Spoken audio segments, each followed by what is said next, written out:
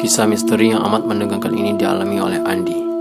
Akibat beberapa kali mengalami kejadian yang menyeramkan, Andi pun nekat pindah pekerjaan guna mendapatkan taksi yang benar-benar ideal. Tak sanggup rasanya dia harus selalu berhadapan dengan berbagai peristiwa aneh yang membuat bulu romanya selalu merinding. Awalnya, Andi memilih pekerjaannya di sopir taksi karena perusahaannya yang terdahulu bangkrut.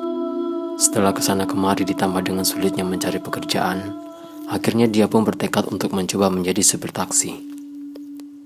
Kebetulan menurut pemimpin pool yang dia datangi, ada sebuah taksi yang menganggur dan bahkan telah lama tidak beroperasi. Tidak ada yang berani mengoperasikannya, kata pemimpin pool. Memangnya kenapa dengan taksi itu, Pak? Tanya Andi. Tak tahulah, tapi katanya mobil itu berhantu, jelas si pemimpin pool. Meski terdengar aneh, tetapi Andi mengacukan hal itu. Sedikit pun tidak terlintas dalam benaknya untuk bertanya lebih jauh. Nyatanya, tak ada yang aneh barang sedikit pun setelah seminggu Andi mengoperasikan taksi itu. Inilah yang membuat kenapa Andi langsung jatuh cinta pada pekerjaan barunya. Pada hari Minggu kedua, barulah Andi menangkap gelagat yang tidak beres dengan taksi yang dikemudikannya. Pasalnya, dia mulai sering mengalami berbagai peristiwa aneh, terutama jika beroperasi di malam hari. Menurutnya, mula pertama keanehan itu terjadi pada malam minggu saat Andi menunggu penumpang di sebelah pusat perbelanjaan. Entah kenapa, walau malam minggu dan tanggal masih tergolong muda, kala itu tak ada seorang pun calon penumpang yang menghampiri taksinya. Karena terlalu lama menunggu, akhirnya tanpa terasa Andi pun tertidur. Belum sempat bermimpi, dia dikejutkan dengan satu ketukan di kaca jendela. Andi terjaga. Di luar dia melihat sepasang lelaki dan wanita muda. Mereka minta diantarkan ke kawasan Perumnas. Merasa ketiban pulung, Andi langsung tancap gas. Namun, ketika dia bertanya guna meminta kepastian tempat yang akan dituju, Andi pun menjadi panik. Betapa tidak, ketika dia menoleh ke belakang, kedua penumpangnya telah hilang entah kemana. Andi tak hilang akal, dia langsung berbalik arah kembali ke pusat perbelanjaan untuk memberitahukan peristiwa aneh yang dialaminya kepada teman-temannya yang ada. Siapa suruh langsung jalan, padahal gak ada seorang pun yang naik ke taksimu, ujar salah seorang temannya. Kau mimpi kali ya, ujar temannya yang lain. Andi hanya tergugu, dia benar-benar tak mampu menerangkan peristiwa yang baru saja menimpanya. Peristiwa itu tampaknya bukan yang terakhir. 3 hari kemudian, ketika dia sedang berputar-putar mencari penumpang, kembali ada seorang wanita melambaikan tangannya di pinggir jalan Jenderal Sudirman. Hari baru saja merangkak malam.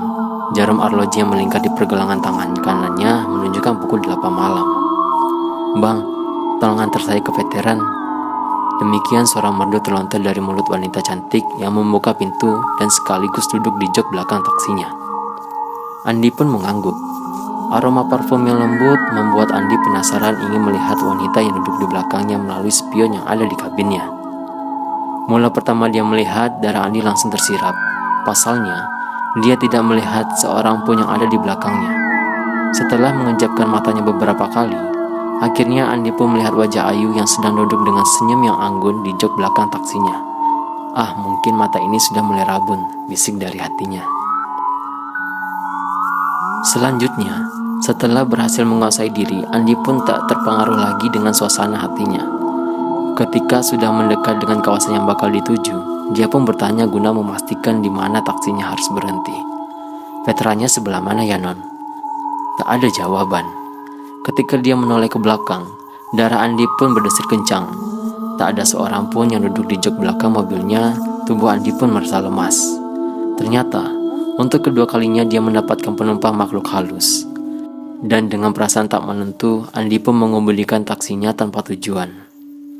Waktu terus bergulir.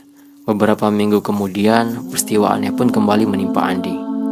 Ketika sedang berkeliling mencari penumpang di kawasan Jenderal Sudirman, mendadak hidungnya mencium aroma wangi-wangian yang begitu menusuk. Anehnya, walau kaca sudah dibuka, tetapi bau itu seolah tak mau hilang.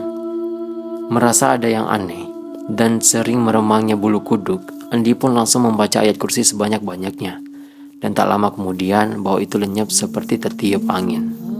Ketika tiba di International Plaza, dia pun menceritakan apa yang baru saja dialaminya kepada teman-temannya yang sejak tadi sudah mangkal di situ. Bahkan, dengan runut Andi menceritakan segala peristiwa yang dialaminya sejak dia membawa taksi itu. Malam itu, barulah Andi mendapatkan jawaban dari apa yang selama ini dia alami. Menurut salah seorang rekannya, taksi yang selama ini dikemudikan Andi ternyata pernah mengalami kecelakaan yang dahsyat. Bahkan, pengemudi dan sepasang muda-mudi penumpangnya tewas di tempat kejadian dan dalam keadaan yang sangat mengenaskan. Sejak diperbaiki dan beroperasi seperti semula, semua sopir yang membawa kendaraan itu selalu mengalami peristiwa yang aneh dan mendebarkan. Tepatnya, semuanya mengalami peristiwa yang sama dengan Andi. Bahkan, mereka meyakini bahwa arwah sepasang muda-mudi yang tewas di dalam taksi saat kecelakaan kini menghuni kendaraan itu. Agaknya itulah yang membuat kenapa kendaraan itu praktis tidak pernah beroperasi lagi. Cerita itu sudah barang tentu membuat bulu kuduk Andi meremang. Dia bertekad untuk segera mengembalikan taksi itu ke poolnya. Selepas mendengar cerita dari temannya, malam itu juga Andi berniat kembali ke pool untuk mengembalikan taksi. Setelah berdoa, dia pun kembali mengemudikan kendaraan untuk kembali ke pool. Baru beberapa meter berjalan, seorang lelaki paruh baya melambaikan tangannya. Andi langsung berhenti sambil membuka pintu. Lelaki itu pun berkata, "Bang, pelaju." Entah mengapa Andi pun mengiyakannya saja. Namun dalam perjalanan dia kembali curiga. Sesekali matanya melirik spion di kabin guna memastikan keadaan penumpang yang duduk di belakangnya. Karena risau dengan cerita yang baru didengarnya, maka dengan hati-hati sambil hatinya tak putus-putus membaca ayat kursi, Andi pun melanjutkan taksinya ke arah Jenderal Sudirman. Menjelang jembatan Ampera, hati Andi langsung tercekat sehingga dia pun mengerem taksinya dengan mendadak. Betapa sial, penumpang lelaki paruh baya yang duduk di belakangnya berteriak-teriak tanpa sebab. Tolong, ada yang mencekik saya." Dari spion kabin, Andi dapat melihat dengan jelas betapa ada sesosok makhluk berwajah mengerikan sedang mencekik leher penumpangnya. Andi pun mengerem, lalu meneriakkan, "Allahu Akbar, Allahu Akbar, Allahu Akbar." Setelah beberapa saat, lelaki paruh baya itu sudah kembali tenang. Andi langsung memapah penumpangnya keluar dan memintanya untuk pindah ke taksi lain yang kebetulan banyak melintas di ruas jalan itu. Seolah maklum, lelaki itu pun membayar sambil mengucapkan terima kasih. Andi pun menolak, dia merasa tak layak menerimanya. Malam itu, setelah hatinya mulai tenang, Andi pun memacu kendaraannya ke pool. Dia berniat akan menceritakan segala peristiwa yang dialaminya kepada pemimpin pool dan meminta kebijaksanaannya untuk mendapatkan taksi yang lain yang tidak dihuni oleh makhluk halus.